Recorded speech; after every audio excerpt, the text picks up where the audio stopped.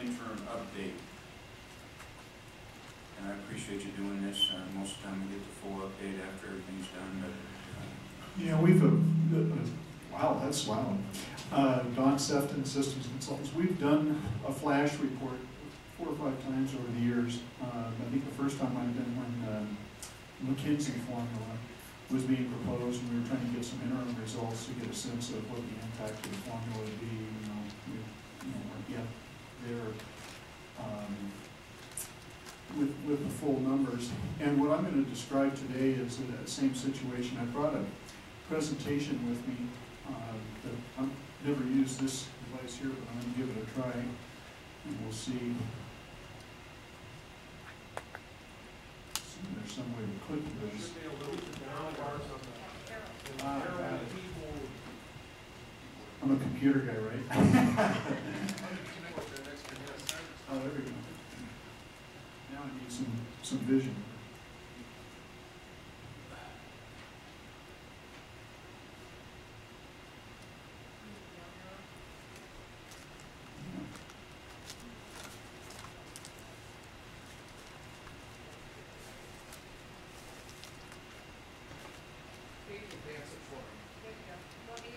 There we go. No, I got it. The page down, is that working? Yeah, I need to get the arrow key going over. Spacebar should work too. The space bar should work? I don't think this keyboard is hot. Because the lights are off on it. Well, now we're making you think he doesn't know how to run a keyboard. That's nice. Your systems consultant. Just expose it. I may just go home and forget about the drawing. This here, huh?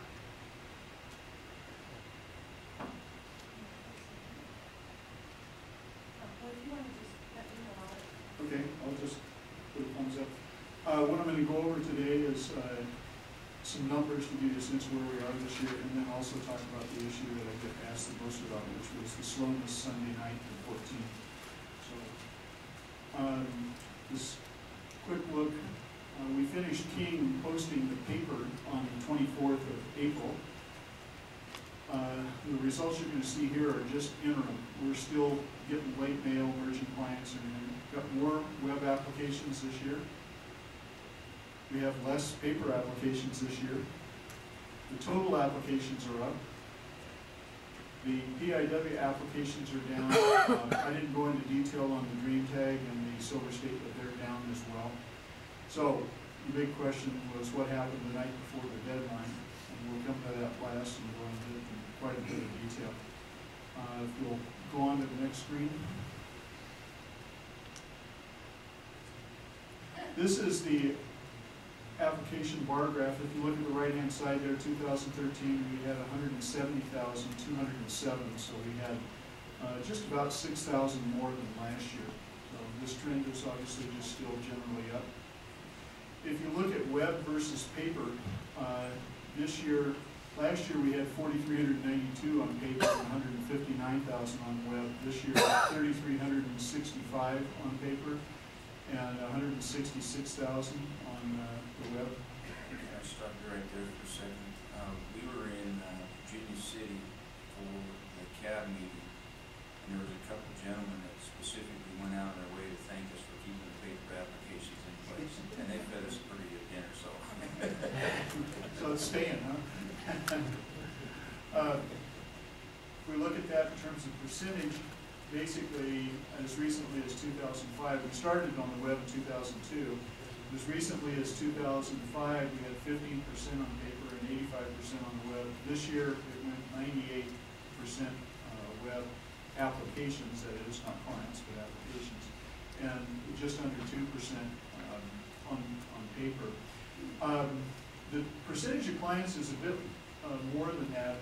I haven't done the numbers, but I'm thinking it's about 3.5% or so. And it's just because people who apply on the web submit more applications. It's cheaper and easier, and so they can do it without putting all that money up front. And so people who apply on paper tend not to have as many applications. If you look at the count of non-residents, this is continuing kind of in the same trend. In 2008, we had 28%, 2010, 28, 2011, 29, 2012, it went up to 29.6. This year, it actually came back a little bit, 29.4%. But it's hovering around the same numbers. Okay, if we look at PIW, as I mentioned, it dropped off the last 2 years. The high water mark, actually the last 3 years, the high water mark was in 2010. It dropped off about 30 in 2011 and about 500 in 2012, and we lost another 800 this year. I think this, my gut feeling about this is it's not, this isn't based on the survey, but I think it's just, we might be reaching the saturation point with premium opportunities between Silver State and Green Tag and PIW. There may be a little fatigue there, and people just can't put money on everything, and they have to pick and choose between them. But in any event, it did drop off a bit, despite the fact that the number of applications are up. This brings us to the issue that I know everybody's concerned about. What happened on Sunday the 14th? First of all, we had some reported slowness. One of the problems we had was that by contract we answer the phones from 8 to 5, 7 days a week, and we decided on our own that on the last day, on Monday, we'd answer the phones until 11 p.m. because we get people calling in at the very end saying, hey, I'm under ed, or I can't get an app through, or whatever. In retrospect, I wish I'd been smart enough to also have us answer the phones on Sunday, because we didn't have any problems until 7 p.m. We put in apps ourselves and we're not seeing issues, but there were problems beginning around 7 p.m. and we weren't answering the phone, and we'll talk about that at the end in terms of our resolutions. We had a record day on Sunday, but we actually even had a bigger day on Monday, which is unusual because normally the graph drops off on the last day. Most people come in the next to the last day. And we didn't have the reports of slowness on Monday that we had on Sunday. So what was different about Sunday? From anecdotal reports, we had slowness sometime around 7 p.m. to about 11:30 p.m. If you look in terms of actual application counts, we still took 2,100 applications between 7 and 8, 2,700 between 8 and 9, 2,300 between 9 and 10, 1,400 between 10 and 11, and 500 between 11 and 12. And those are kind of the parallel the way we normally see applications. That's the normal pattern. The biggest hour is 8 to 9. And in Utah, it's 7 to 8 because they're an hour in front of us. But that's what we typically see. So that last evening, we took 9,000 applications. Not everyone experienced slowness, but slowness was recorded in multiple locations. I heard it subsequently from the eastern part of the state. Commissioner Beth told me about somebody up in Seattle this morning. We heard it from people in Las Vegas. We heard it from people in Reno. So we know it happened. We have a company that we pay each month. It's a .com monitor, and what they do is ping us from 5 locations, from Israel, from Germany, from New York, from LA, and one other location. And if they don't get a response, or the response is excessively slow, they logo dial 2 people in our organization. No one was called, and when we look at the subsequent reports, they got pings back every time they tried to send us. So we didn't get a good indication again. If we'd been answering our phones after 5 p.m., we would have gotten notification. I heard about it the next morning. Anyway, some people experience the slowness. So what I want to do is take a look at what actually happens in the internet. And basically, you're not on your own, obviously. You're communicating with a web server, our web server. In fact, we actually have 4 web servers that we talk to, depending on which one's the least taxed or the most available. It ends up being the one that answers your call. there's more to the puzzle than that. There's a lot of pieces in this, and a lot of places it can get slow. Besides the web server, you have an internet service provider. We've had experiences in the past where we were fine, somebody in Reno was fine, somebody in Elko was fine, but someone in Carson City had a problem because their ISP had a problem, period. We had, about 2 years ago, we had a problem up in Lovelock where around 3 o'clock in the afternoon, the local ISP just couldn't handle the traffic. Nobody else complained about slowness but them at that point in time. So there can be problems with an ISP, but besides your ISP, we also have 2 ISPs that we deal with. One is Verizon, one is Sprint. So we could have problems with our ISP or our connection to our ISP. In addition, obviously, between those 2 ISPs, there's the cloud, or the internet itself, and it can be slow. We've had situations probably 15 years ago when the love virus happened that for about a day and a half, nothing happened in the internet. It was because the virus was so bad that it just clogged the basic internet. So even if you weren't slow and your ISP didn't have a problem, you couldn't get anywhere because the internet itself had problems. But that's not the whole story either. If you look, there's a bit more behind our servers. That server there that says Wildlife Administrative Services Office on the right actually is 4 servers, by the way. And we connect it to a SQL server, a database server. That's where we store all your information, your applications, etc. And so, besides our server, we have another server that we maintain that's behind our firewall. That's the Interstate Wildlife Violators Contact. And at one point we had problems with our own server being slow. And so when we get a client apply, we go to look up to see if they were on revocation in another state, and we had a problem with that server. Well, we replaced that this year. Instead of having it as a shared server with some other applications, we put in 2 dedicated servers that are only for Interstate Wildlife Violators Contact. Besides the Interstate Wildlife Violators Contact, we've got a credit card gateway that we have to talk to. I have no control over that. That one, they can take 2 seconds to answer to report a credit card, or they can take 30 seconds. And I'm not the only one depending on it. Walmart is, and other people as well. But that's another vehicle for slowness, is trying to get credit card transactions through. So we took a look at all of these and said, where could we have been slow? And if we looked, our web servers, we have 4 of them, and none of them were over 20% capacity. So the problem wasn't there. Then we looked at the SQL server, and it was running at 30% capacity. And it's dedicated just to the application note system. We have a separate server that's dedicated for the licensing process. So we looked at IWDCS, where we farmed it and put 2 servers out there. We do that because there's other states that use that process to validate their systems.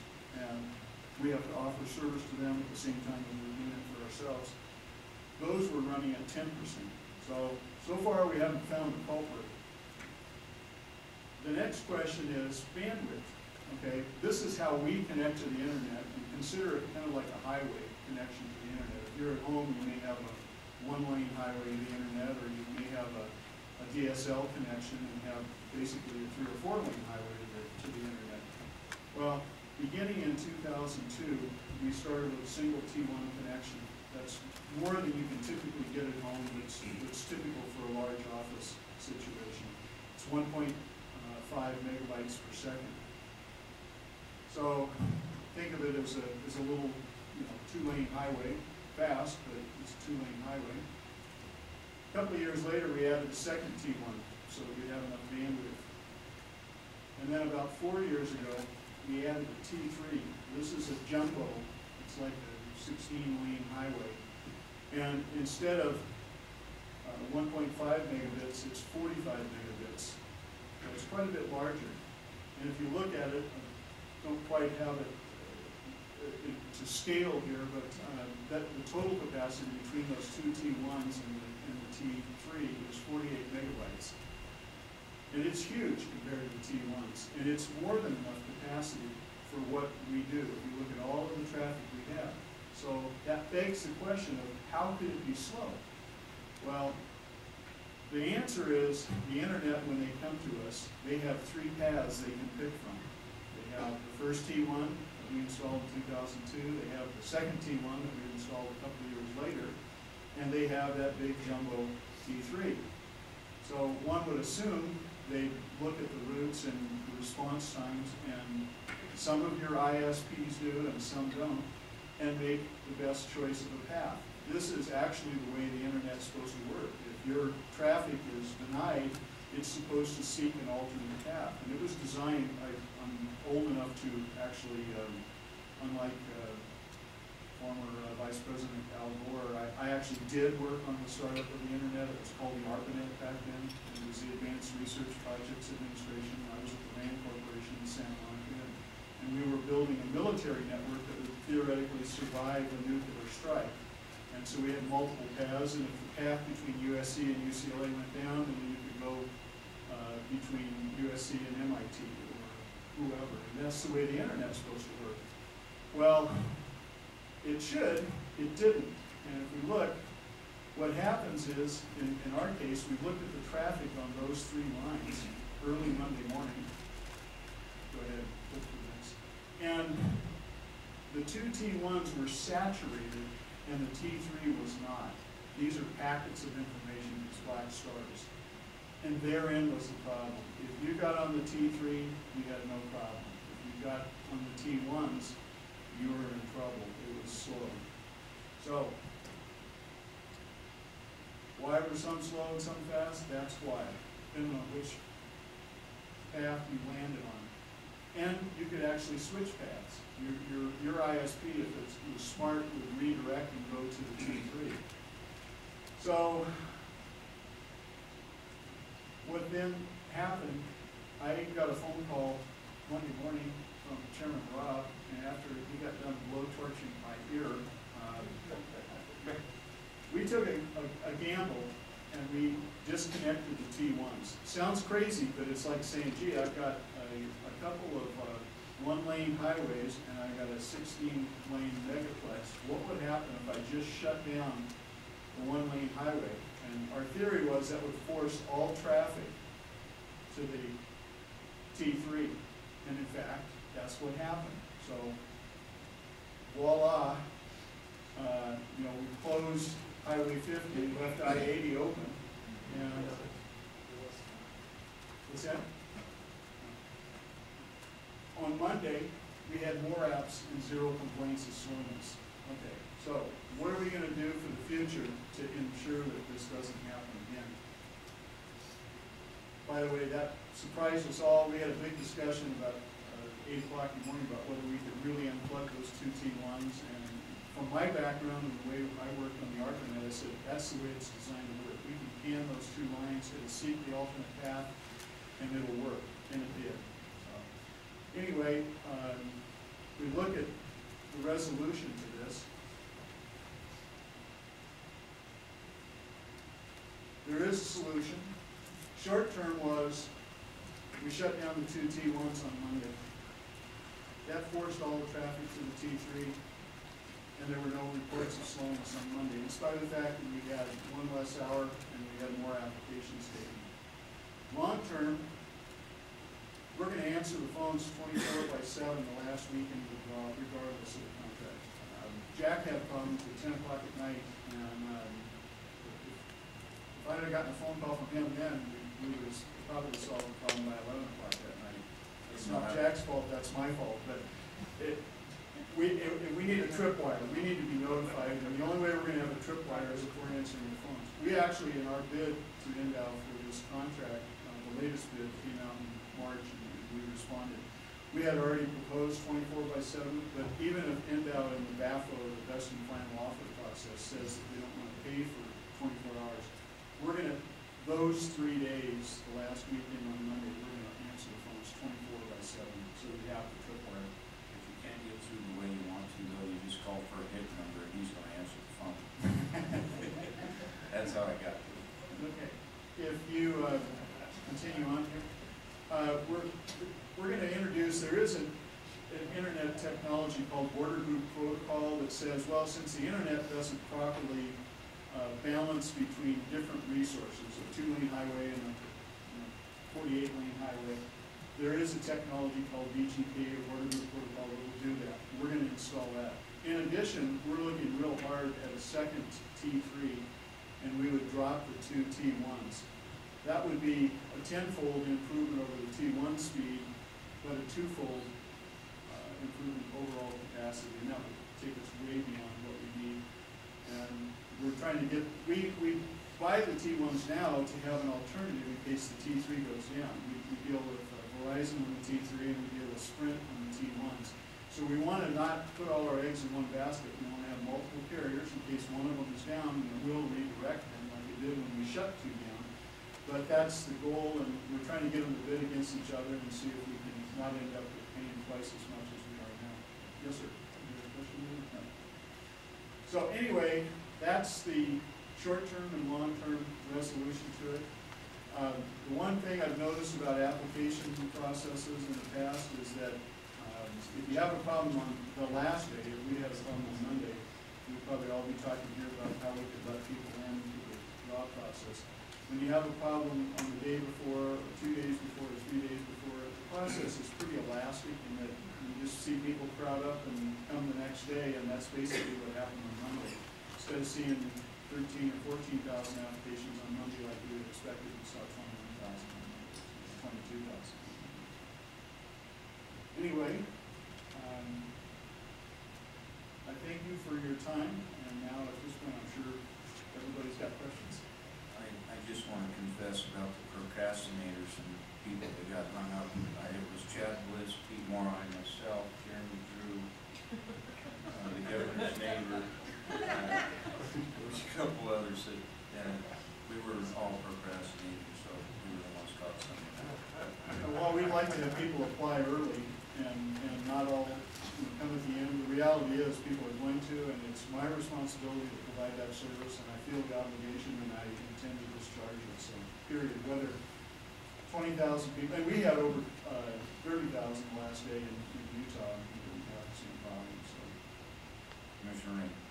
Now we had we discussed solutions to this in the past, and one of the solutions seemed to work pretty well last year, I thought.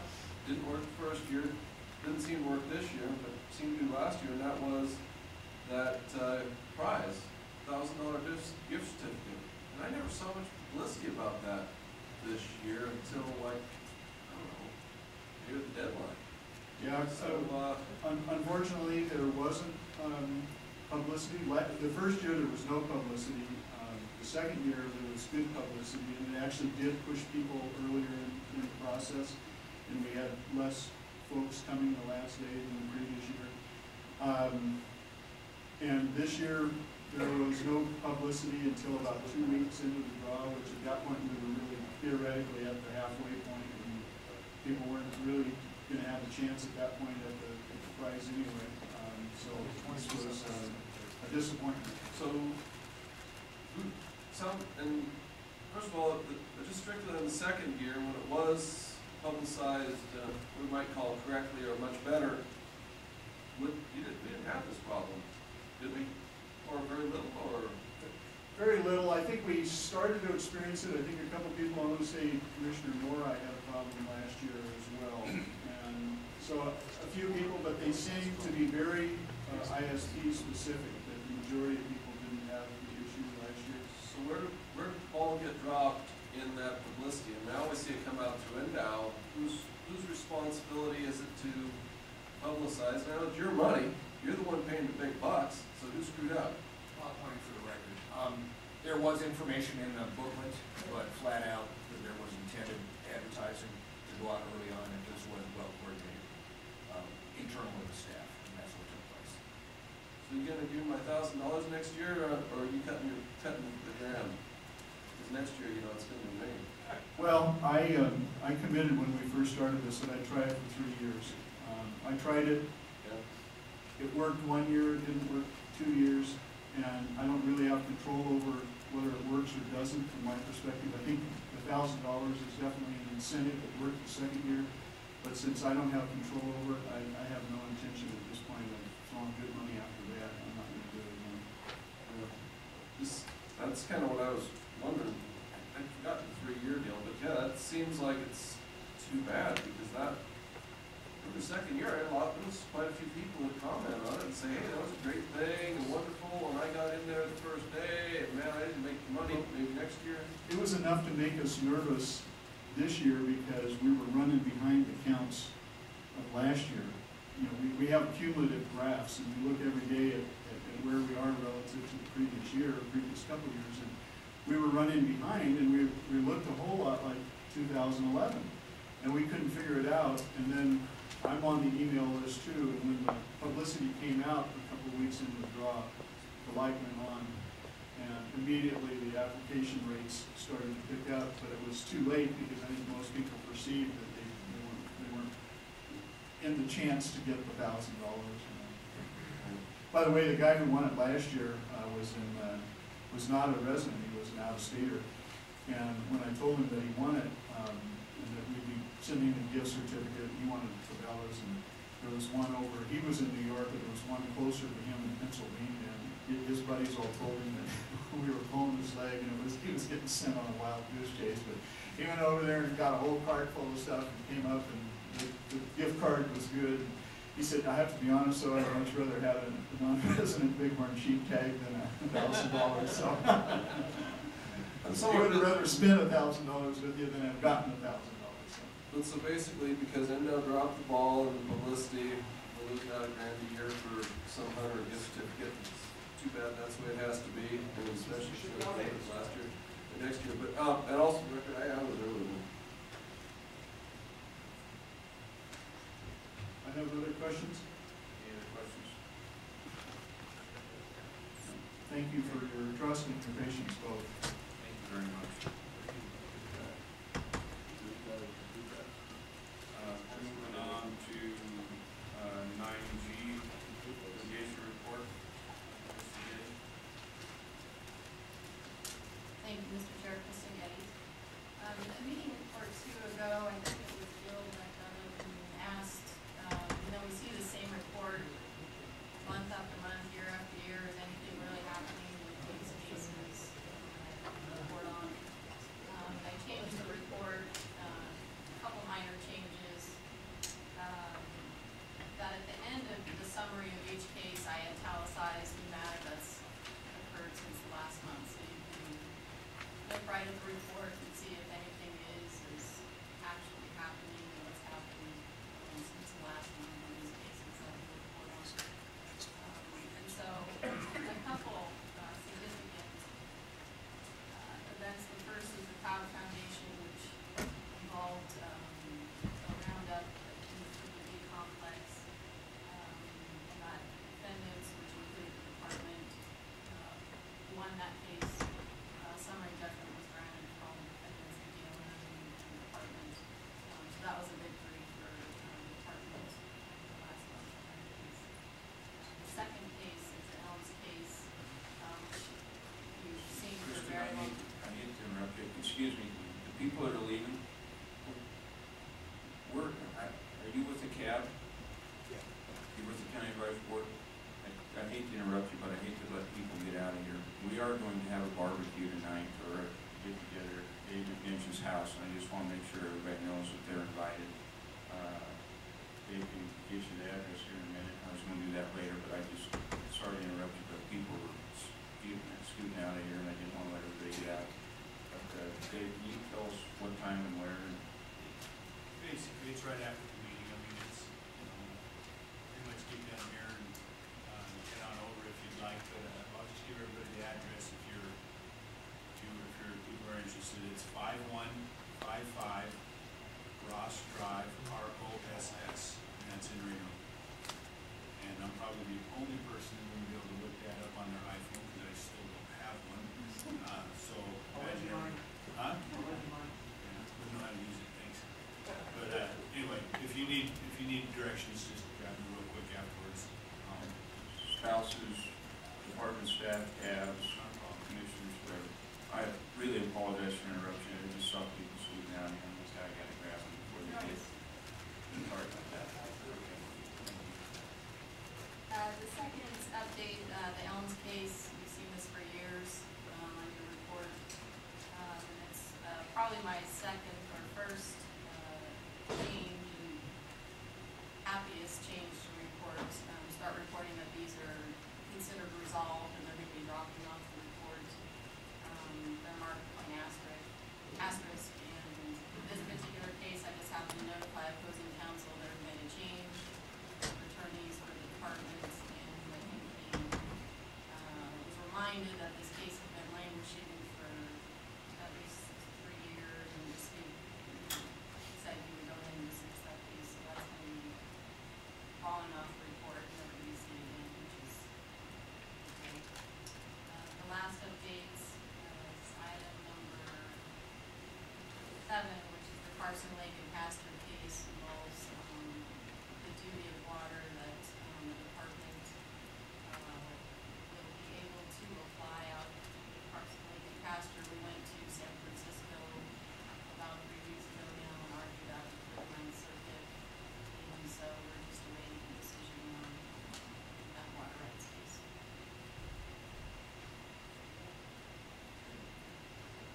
Any questions? All right.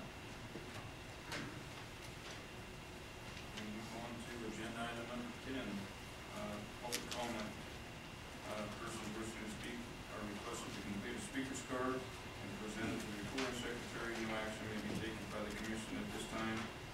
Any item requiring commission action may be scheduled on the future commission agenda. Public comment, come on up. Ms. Smith.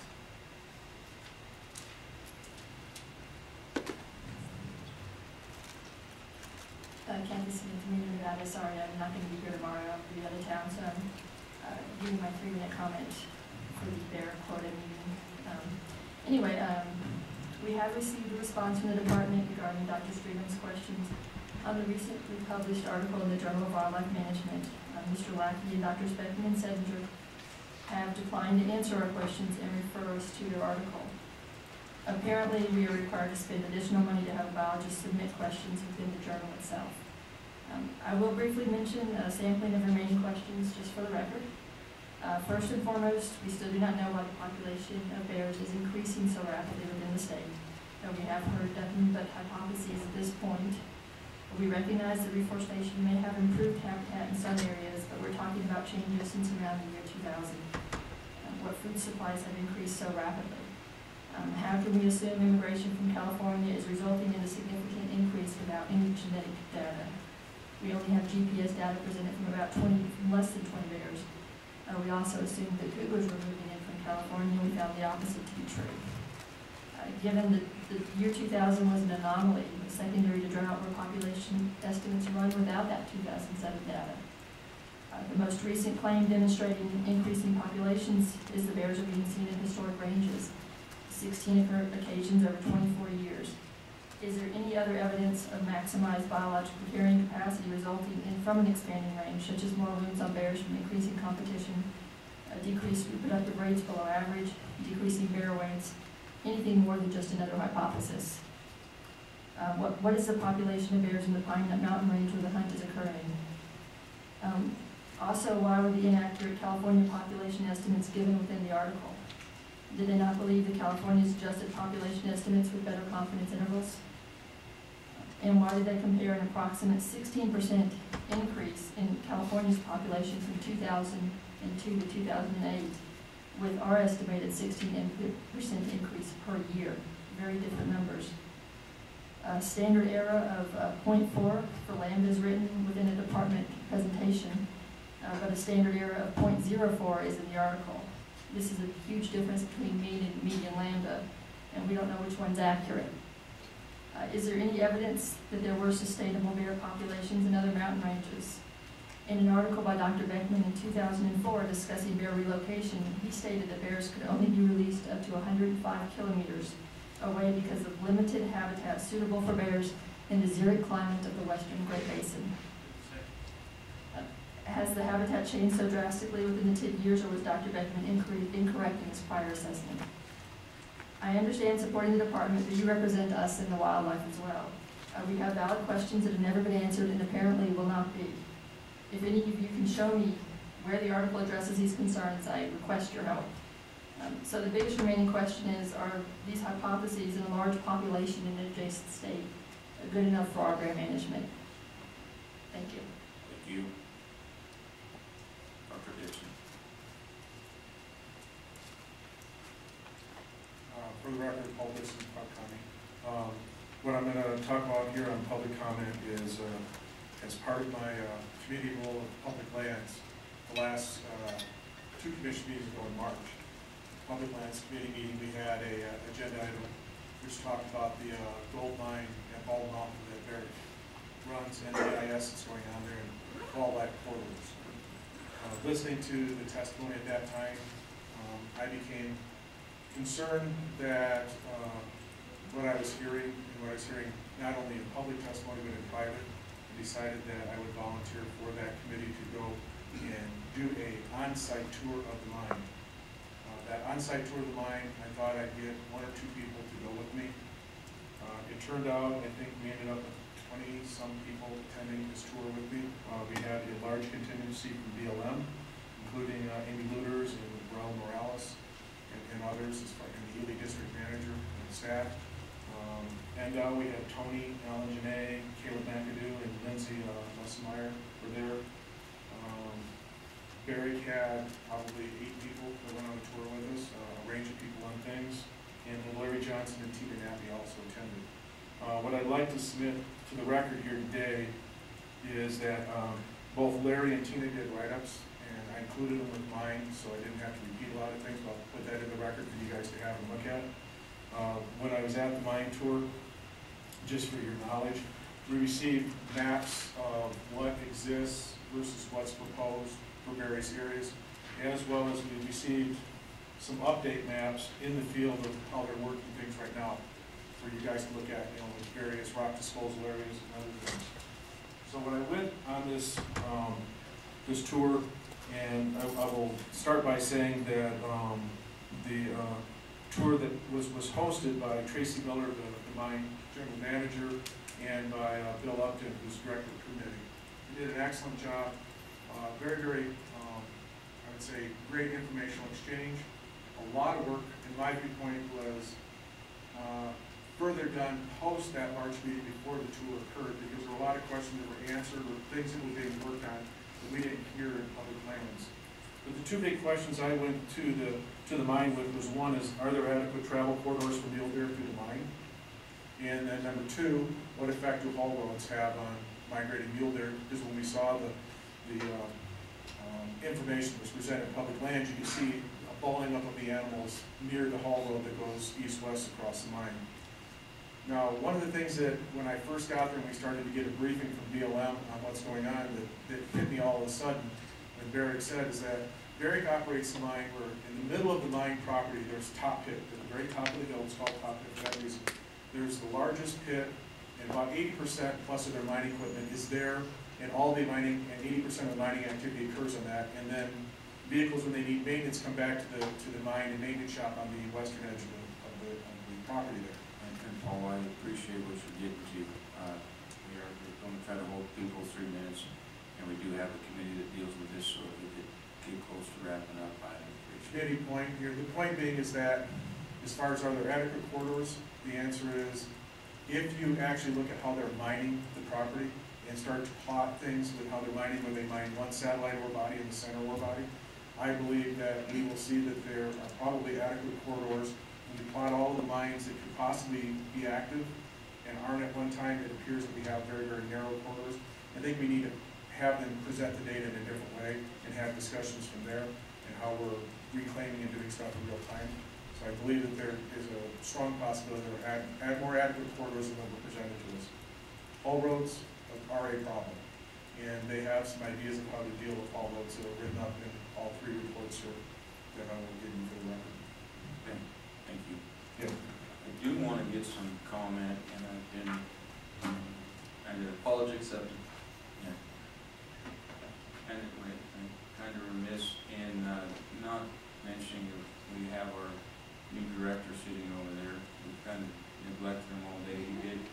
He did show up to our last meeting, but we still had an acting director, and I really, sorry I called you the wrong name earlier, and That's all right.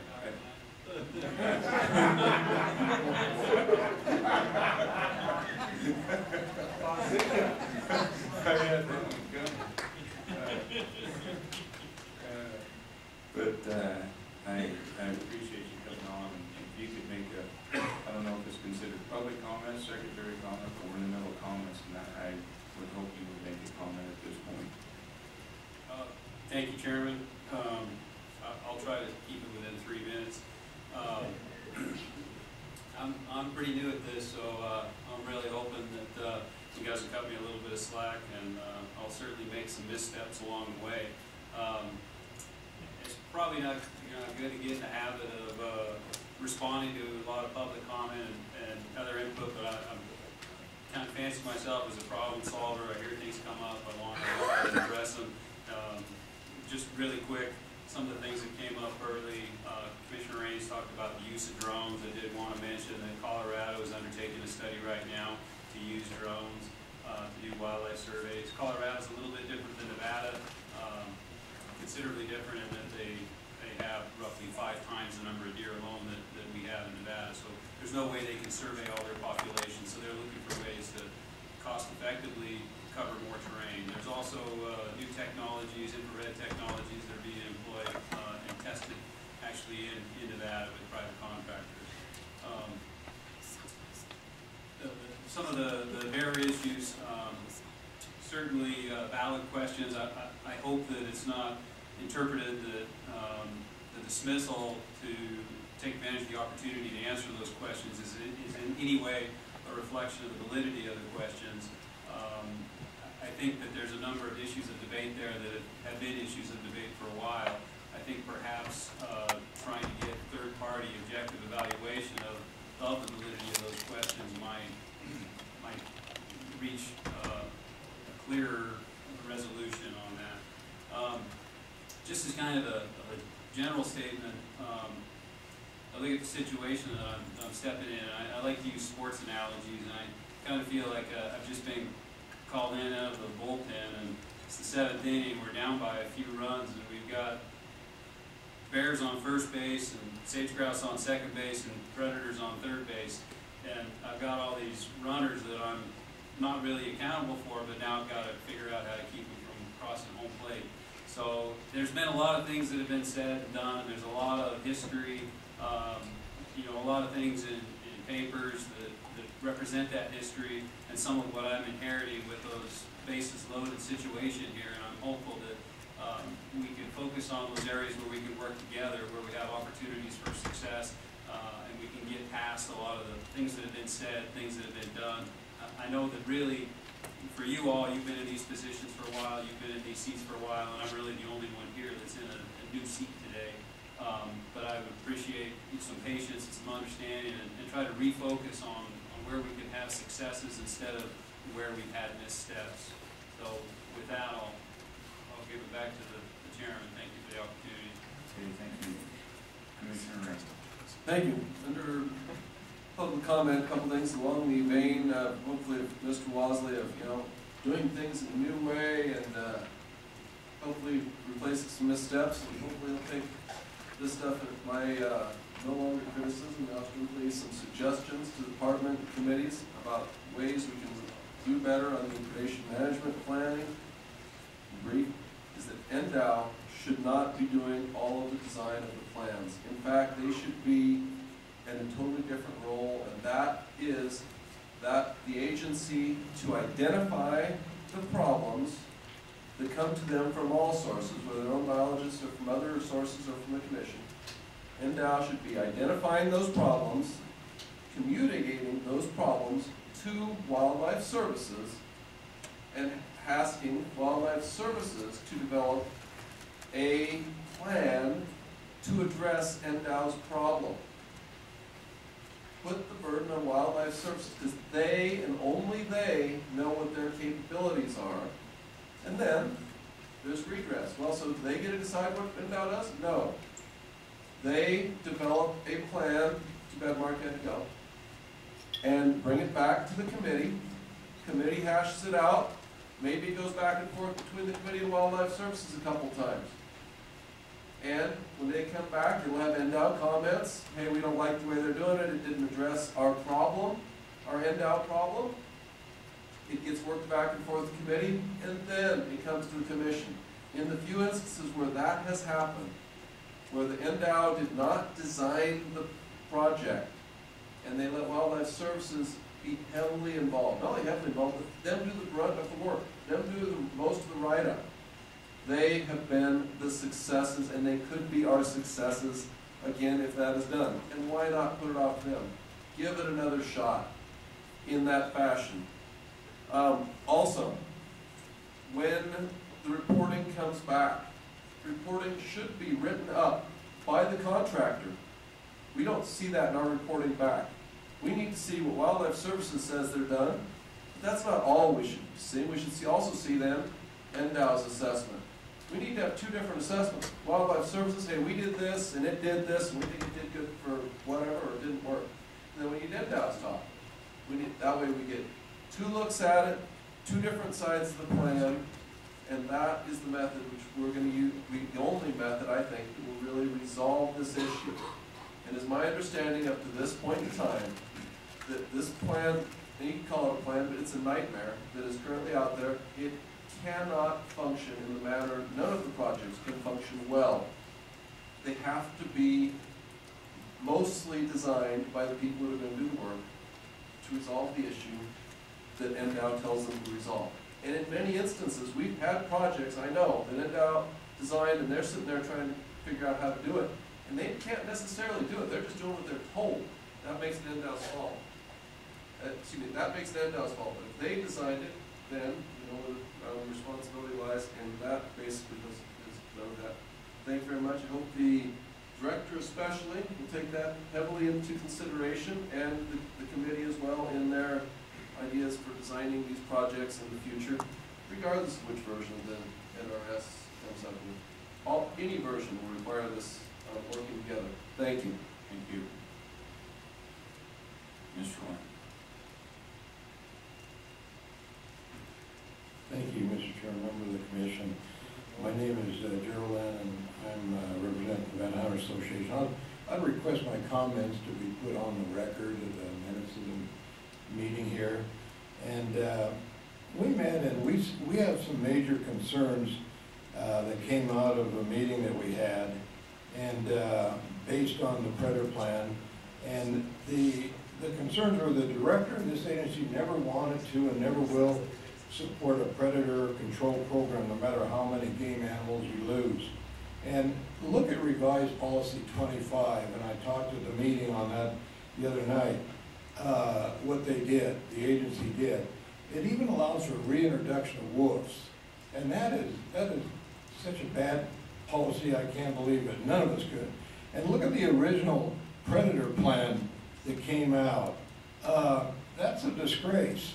They talked about killing agency and carnivore killing specialists they use in this plan. Those words right out of a Sacramento Bee article that came out. And NDOW personnel supported the article in here. They were quoted agreeing with it. And the title of the article is "The Killing Agency, Wildlife Services Brutal Methods That Leave a Trail of Animal Death." And we had our own people support that and say, yeah, that's true. And I think that's a disgrace.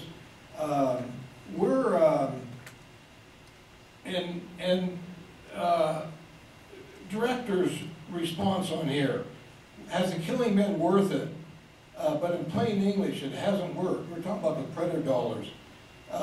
We're spending over $600,000, and there's no discernible difference. The director told me he's got a tough time keeping his guys' spirits up when they read what they're doing, yet has to discriminate it, yet has to demonstrate any measurable results. everything is extremely negative, negative, negative. Yet, the director's testimony at the legislature was he will support and look at predator control projects in the diamonds, etc. So I asked the director, what is your real belief on predator control? State it now for the record. You don't have to reply to that. Okay. And the other thing that concerns me is I talked on AB 345, and then Commissioner Geddes spoke after I did, and his comments were he likes the bill because it tells how many predators are out there, how many coyotes. He wants to know how many coyotes in an area. Totally missing it. You don't need to know the amount of predators in an area. You need to know if you have population goals that need to be met. That is what we are trying to do. We're not measuring the amount of predators in an area to take out. You do predator control to attain these goals, Commissioner McBeth. But you don't have no goals. It's hard. Without goals, it's hard to prescribe predator control. If you have 1,000 coyotes in an area and the deer population is 44 bucks per doe and the fawn doe ratios up, you don't have to go in there and say we got 1,000 coyotes in there and start killing them for no reason at all, as long as your population goals are up there. So